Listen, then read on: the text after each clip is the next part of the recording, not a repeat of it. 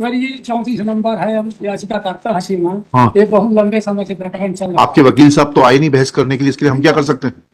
है। हमारा सुन लिया जाए, हैं? हमारा निवेदन सुन लिया जाए साहब, जजमेंट कर दिया जाए। ठीक है, चलिए। एट दिस स्टेज, उसके नीचे लिखिएगा, इतना लिखने के बाद लिखिएगा। जी। एट दिस स्टेज पिटिशनर, आपका शुभ नाम बताइए। Ramlakhan Pandey. Shri petitioner Ramlakhan Pandey submits that he is disengaging his counsel and he be heard on merits of the case. He is permitted to argue. हाँ बताइए प्लीज। इनमें सीमान ऐसा है कि जल संसाधन आप बैठ जाइए। भ्रष्टाचार हुआ सीमान, उसकी हम यहाँ याचिका की है आपके। क्या किया? याचिका दायर की है 24/90/2011। हाँ उसमें सीमान 1200 माने अभियुक्त बनाए गए माननीय उच्च न्यायालय के उसमें जो है डायरेक्शन में जी। और जब अभियुक्त बन गए, इसमें प्रिंसिपल सेक्रेटरी बने, मुख्य अभियंता बने, अधीक्षण यंत्री बने, कार्यपालन यंत्री बने, जी। तो सीमान इसमें जो है पहला छापा प्रिंसिपल सेक्रेटरी के यहाँ पर। We are not concern with it. नेतागिरी करने के लिए आप यहाँ नहीं खड़े। P7 P9 आदेश है जी। उसमें ये कहा गया है कि आपके द्वारा जो मार्कशीट है वो फर्जी थी, जिसके ऊपर आपने जो है कूटनीतिक मार्कशीट के ऊपर नौकरी प्राप्त करी। नहीं सीमान बिल्कुल फर्जी नहीं। अच्छा ठीक है, वो देख लेते हैं ना, एक मिनट रुक जाइएगा जी। अब 2 मिनट रुक जाइएगा। जी सर। कहाँ है आपकी मूल मार्कशीट? हायर सेकेंडरी कहाँ है? मूल मार्कशीट कहाँ है आपकी? सीमान वो मूल मार्कशीट मिलाने के लिए ले लिया विभाग, हमको वापस नहीं किया। कहाँ है उसकी पावती? मूल विभाग कहाँ है? पावती मूल विभाग मूल मार्कशीट देने के लिए जो आप सब सीमान दिए हैं, सब उसमें सबमिट हो गए। नहीं बताइए ना कौन सा डॉक्यूमेंट है ये सीमान हम बात के बताए देते हैं। या के दौरान विवेचना से नहीं ऐसे नहीं, ऐसे बहस नहीं होगी। सुनिए पांडे जी, दस्तावेज बताइए, कौन सा दस्तावेज को रिफर कर रहे हैं, वो दस्तावेज के हिसाब से बताइए। ये दस्तावेज है सीमान हमारे। ऐसे नहीं पकड़े जाते हैं दस्तावेज। पिटीशन में से बताइए कौन सा दस्तावेज है। ये मार्कशीट है सीमान हमारी 1981 की, जिसमें हम सप्लीमेंट्री रहे और इसी में यशवंत त्रिपाठी साहब पूर्ण रचना करके जो कार्यपालन यंत्री थे 271 की जगह 313 किस पद पर नियुक्त हुए थे? हम समयपाल के पद पर नियुक्त। समयपाल के लिए क्या अर्हता थी? हायर सेकेंडरी बोर्ड उत्तीर्ण होना चाहिए उसमें। कब नियुक्त हुए आप? हम 2004 में हुए सीमा। 4 में हुए ना जी। तो 4 की नियुक्ति है आपकी? 4 की नियुक्ति सीमा। अच्छा 4 की नियुक्ति कैसे हो जाएगी आपकी? 35 साल की उम्र में जनरल कैटेगरी, 35 साल मैक्सिमम एज थी। आपका नियुक्ति पत्र कहाँ है? अब नियुक्ति पत्र है सीमान, हम बताइएगा कहाँ लगा बताते हैं सीमान। हाँ बताइए ना जी।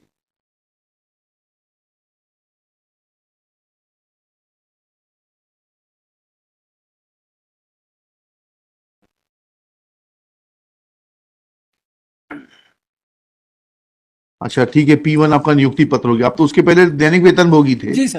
हाँ ठीक है, फिर क्या हुआ? फिर ये हुआ सर कि नियमितीकरण हो गया, माननीय उच्च न्यायालय में याचिका हुई नियमितीकरण के लिए। हाँ माननीय उच्च न्यायालय से आदेश हुआ। ठीक है। न्यायालय के आदेश के पालन में हमको सीमा नियमितीकरण किया। जी 2004 में जी। और हमारा टर्मिनेशन ये करते हैं 2016 में, अगस्त 2016 में। हाँ जब ये लोग सीमा फंस गए GOW जी, जिसमें 1200 आदमी मुलजिम बने सीमा। जी जी और 22 अरब का घपला किए ये लोग जी। जिसमें पहला छापा जो है प्रिंसिपल सेक्रेटरी के यहाँ पर, जिसमें सीमान 25 करोड़ रुपया पुलिस ने बरामद किया।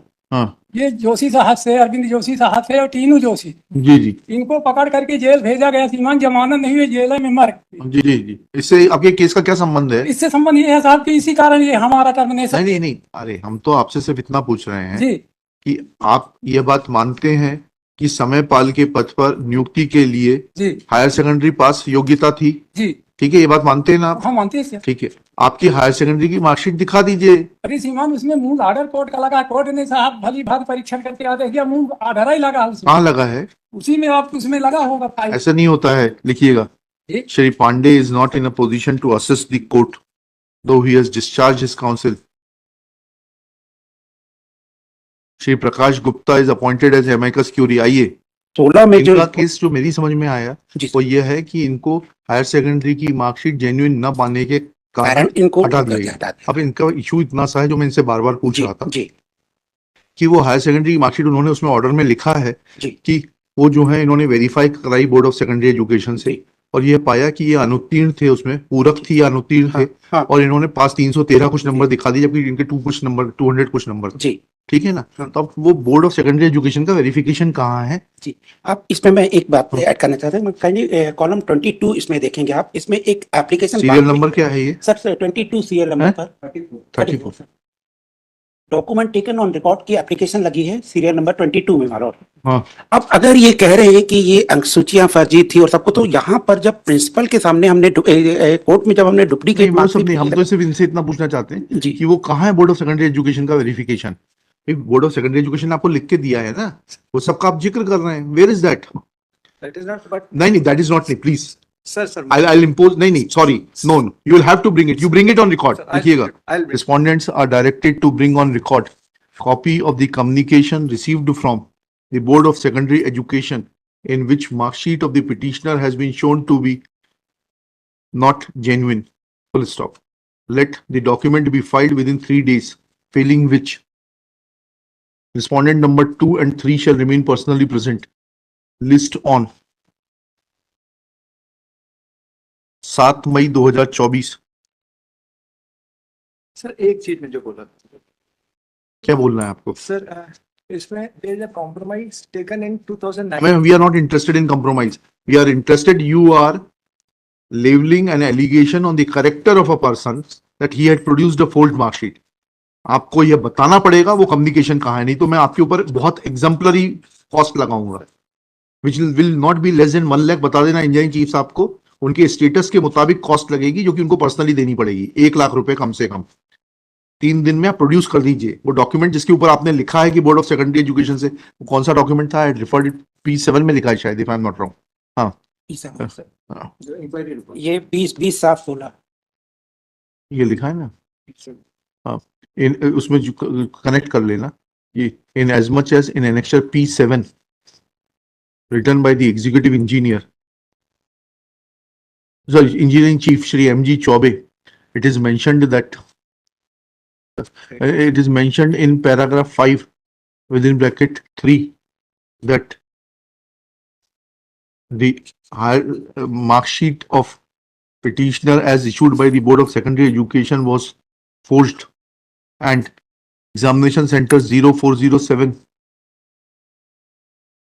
reflected that petitioner had passed higher secondary in 3rd division with total 313 marks, whereas as per the documents provided by the Board of Secondary Education for the exam which was conducted in 1980, he was placed under the category of supplementary with 271 marks, full stop. Let this communication from the board, which is referred to in the annexure P7, be brought on record by the engineering chief within the aforesaid period, failing which engineering chief shall remain personally present before this court on 8 तारीख लगाई थी ना, 7 को रहने दीजिए, 8 कर दीजिए, 8 मई 2024। चलिए, आप कहाँ से आते हैं? एक मिनट रुकिए, आप कहाँ से आते हैं? आप एक काम करिए, जी वकील साहब से फाइल लेकर आपको दे दीजिए। जी आपसे ये फीस नहीं लेंगे, इनको हमने अपॉइंट किया है, जी जी आपको पैसा नहीं देना, सिर्फ फाइल देनी है। जी जी बाकी 8 तारीख को देख के जो भी होगा फैसला कर देंगे। अगर आप आना चाहें तो आइएगा, नहीं आना चाहे तो मत आइएगा, सीमा आएगी, सीमा वो आपकी मर्जी है। जी जी चलिए। जी